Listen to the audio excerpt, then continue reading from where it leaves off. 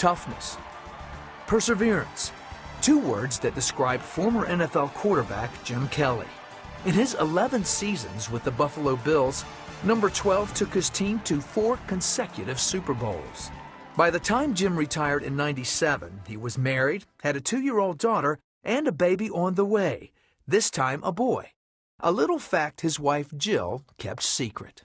You held back. Yes. But you didn't tell him you wanted it to be a surprise. You knew it was a boy. I cannot even believe I kept that secret, and I was so happy. On February 14th, Jim's birthday, Hunter James Kelly was born. And I was the coach. I was right there, and I saw the little boy, being born right in front of my eyes, and the excitement. Words cannot describe it, really, seriously, because I was already in the backyard showing him how to grip the football, show him how to throw a curveball. The look on his face, the excitement, the tone of his voice, the shout of cheer, I had never seen him that happy, ever. But Jill had other hopes. Since their marriage, the couple had begun drifting apart. I was at home taking care of our youngest, and I was very focused on her care, so I was being mommy. And Jim was carrying on, working for ESPN and NBC and all those things, and he was always away. So there was an element of distrust there on my part, because I was wondering, well, what is he doing? And where is he? And I really thought that once he gets this boy, that maybe he'll be home more, and maybe he'll look at me even with more love in his eyes. But when Hunter was barely 2 weeks old, he became irritable and had trouble eating.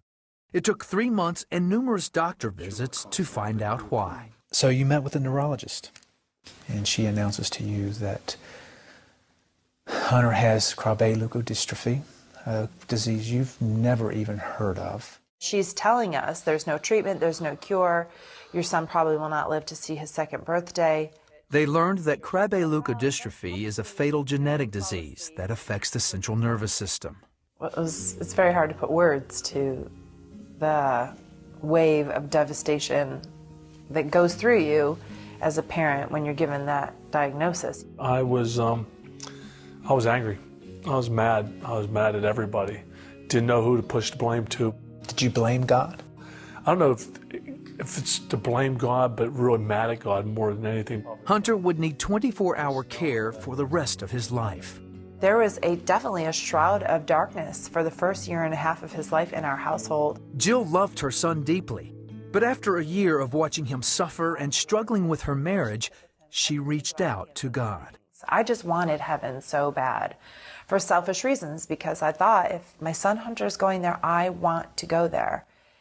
So I was seeking after this God with all that was in me. I needed hope. I needed heaven. And I was so afraid to lose my son.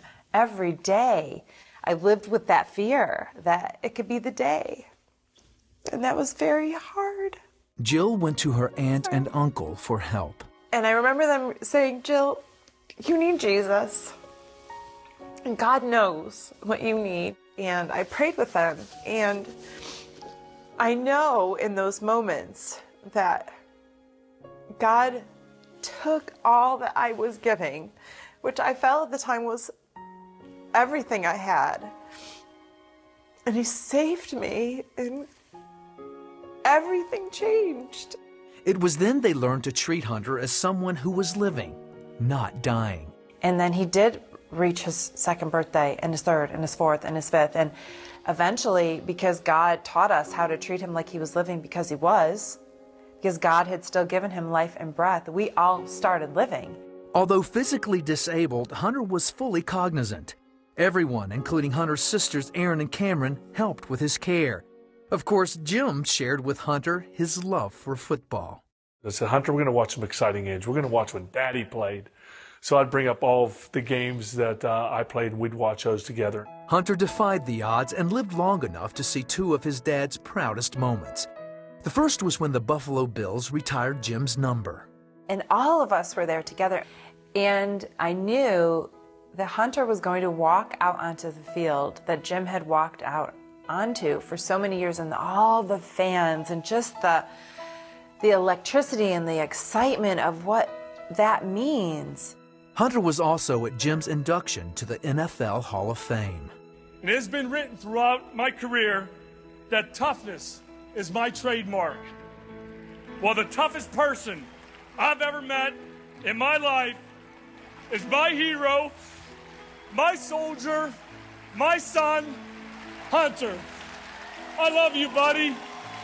Thank you, Canton. Thank you, Buffalo, and God bless. Despite the good times, their marriage was still strained. Hunter was the linchpin that kept them together. Then on August 5th, 2005, Hunter, who was now 8½, stopped breathing. He was rushed to the emergency room and given continuous CPR. The only thing that kept coming out of my mouth was, no, no, God, no. I started to pray with him, and I was talking to him and saying, Mommy's here, you're gonna be okay. Then finally, Jill realized that Hunter was gone. And I looked up at the first nurse that I saw, and I said, I need you to stop. You have to stop. And they did. And that was it. And that was horrible. Jim arrived moments later. I was met by a couple doctors who said, we're sorry, your son is gone. And I didn't have that opportunity to say bye to him, but I get to spend many minutes with him after, by myself, talking to him. And I do not think we said too much to each other on the way home. And that's when it really hit rock bottom. Jill seeked God, I went further away. With Hunter gone, they moved closer to divorce. They started marriage counseling with Jill's pastor, but it wasn't until Jill's mother confronted Jim about his behavior that he realized he could lose everything. The ultimate was knowing that if I wanted to see my son again, if I wanted to come home and look at my two daughters in the eye with respect and love my wife the way I should have to begin with, I was going to have to change my ways. Jim went to his pastor and surrendered his life to Christ. Afterwards, he made a confession to Jill. I told her that I wasn't happy with, the way I was acting, that I wasn't faithful, and that I needed to change my ways. I said, I can't go on living like this. After I confessed, after I asked for forgiveness, it was like a huge weight lifted off me, and I was free. It was like, it's hard to explain unless you've been there. And when he said, he goes, I don't even know how to explain this. He goes, I feel free. I feel free. And those whom the Son has set free are free indeed. So it was just a crazy day of emotion, all wrapped up into the fact that God had saved Jim. He'd captured his heart, and that neither of us were going to be the same, that now our marriage was going to be different. Because God alone was going to be the linchpin now that was going to hold us together instead of Hunter. Jill wrote about their journey in Without a Word, how a boy's unspoken love changed everything. One thing that keeps Jim busy is Hunter's Hope, a foundation the Kellys started to raise awareness about Krabbe disease. Jim also plans for the day he's reunited with his son. Probably more than anything is just to hold him. Hold them the way that daddies and sons hold each other, the hug, the embrace. And then what I was taught as a kid growing up, how to give a good, firm handshake. That's what I want my son to be able to do. God is able to do the impossible. He did it. We're living proof of that. And he did this through a little boy who suffered and never spoke a word. God used our one and only son, Hunter's suffering, to bring us to his one and only son, Jesus, and his suffering. That has made all the difference. And that's awesome.